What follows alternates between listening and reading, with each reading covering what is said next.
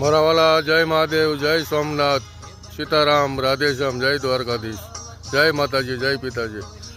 હું તમને એક વિડીયો બતાવું છું કે શ્રદ્ધા હોય તો માણસ શું નથી કરતા.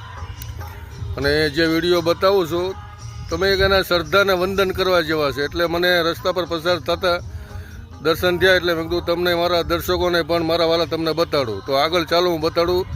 એ ભાઈ દંડવત કરતા બગદાણાથી ચોટીલામાં ચામુંડાના દર્શન કરવા જાય. તો શ્રદ્ધા કેવી બલવાન છે હું તમને દર્શન કરાવું. ચાલો.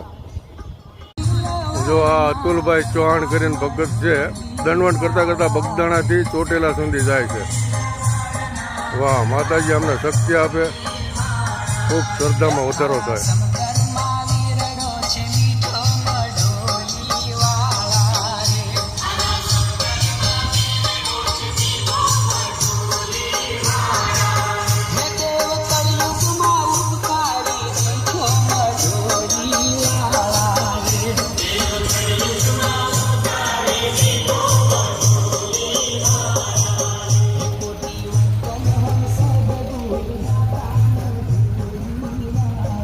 જો બગદાણાથી ચોટીલા અતુલભાઈ ચૌહાણ જે દંડવત કરતા કરતા માતાજીના દર્શને જાય છે.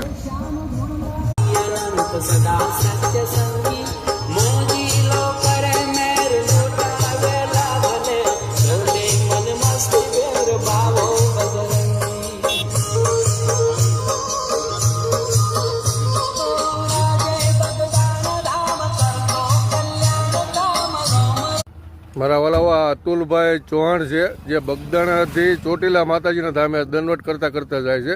તો એમને સેજ વિશે પૂછવી કે તમે ક્યારથી ચાલુ કર્યું? 10 તારીખથી ચાલુ કર્યું છે. 10 તારીખથી.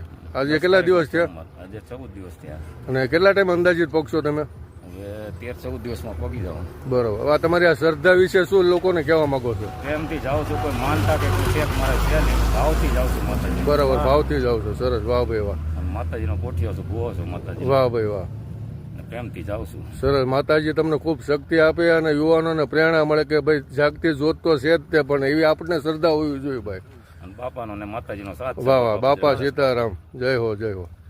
તો મારા વાલાઓ, આજે તમે જોયું કે શ્રદ્ધા પણ અરજી અડીખમ ઊભી છે, પણ શ્રદ્ધાની મહત્વવાળો હોવો જોઈએ.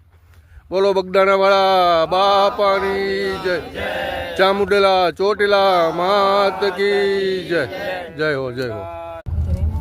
તો મારા વાલા એ અતુલભાઈ હતા, બગદાણાથી ચોટીલા દંડવત કરતા કરતા જાય છે. તો જય મહાદેવ, જય સોમનાથ, જય દ્વારકાજી, જય માતાજી, જય પિતાજી.